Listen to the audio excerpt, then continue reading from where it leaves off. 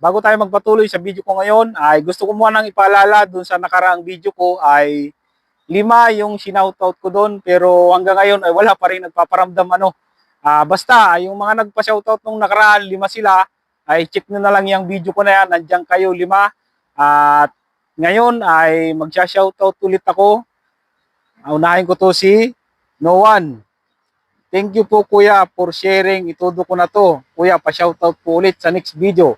Para soon, pag nandyan na ako, ay imimit po kita kuya kasi lodi kita eh. Bless you and take care always. Okay lang yan kabayan. Kahit hindi o kahit matuloy, okay lang yan kasi pagdating nyo dito, hindi natin alam kung ang mapapasukan yung company ay busy. Lagi may pasok ng Sabado-Linggo. Depende sa sitwasyon. Okay lang naman makipag-meet o okay lang din namang hindi. Lalong-lalo na pag mapadestino kayo dito sa malalayong lugar dito sa Seoul. Kasi ako ay nandito sa Seoul. Pwede akong makipag-meet sa inyo, pero dito lang sa Seoul, hirap kasing bumiyahe ng malayo, saka hindi ako sanay bumiyahe ng malayo. At dito sa Seoul ay meron ditong yung kumbaga merong maraming tindahan ng Pinoy food doon sa Haewadong. Meron doon simbahan, merong pagkakainan ng mga Pinoy food, may bilihan ng mga Pinoy food at kada linggo ay maraming pumupunta na Pinoy doon. Dito kasi sa schedule ko sa company namin ay tuwing Sabado-Linggo ay wala kaming pasok pero minsan nagkakapasok ko ng Sabado pero pagdating ng Linggo ay wala talaga. Kaya minsan ay pumupunta din ako doon sa Haewadong para bumili ng sardinas, mga chicharon, chichirya, doon sa tindahan ng Pinoy food. Tungkol sa pagkikipag-meet sa akin ay okay lang yan kahit hindi matuloy kasi nakadepende naman talaga yan sa schedule nyo dito. Naiintindihan ko naman yan. Pangalawa ay si John Ray Tambor. Waiting din ako, third massive selection boss. Shoutout na rin, next vlog po.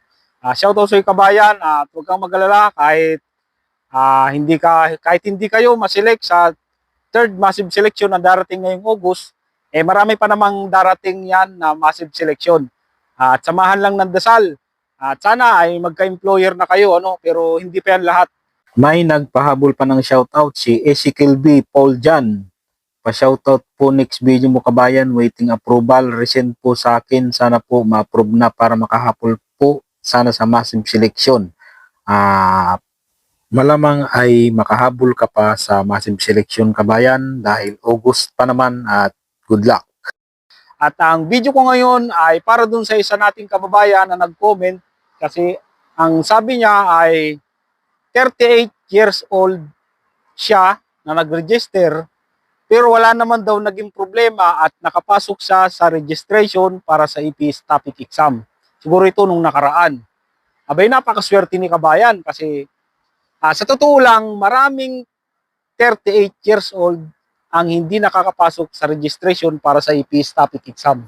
Katunayan nito ay yung mga KLC, yung mga Korean Language Center ay karamihan, mga estudyante nila na 38 years old na sa araw ng registration para sa EPS topic exam ay hindi na nakakwalified, hindi na nakakapasok. Ito na lang yung pagbasihan natin mga kabayan para malaman natin kung talagang pasok pa kayo sa darating na registration para sa EPS topic exam next year. Example lang ito mga kabayan next year. Ito yung palagay nating mangyayari para malaman natin kung pasok pa kayo, ang pasok pa ang edad ninyo. Ipalagay natin na born between 1988 February 10 to 2008 February 9. Palagay natin ganyan yung mangyayaring age limit sa registration para sa EPS topic exam next year. Ibig sabihin, kapag ikaw ay pinanganak ng February 9, 1988, ibig sabihin ay hindi ka napasok sa registration. Ibig sabihin, kapag naman ikaw ay pinanganak ng February 10, 2008 ay hindi ka pa rin pasok sa registration dahil 17 years old ka pa lang noon.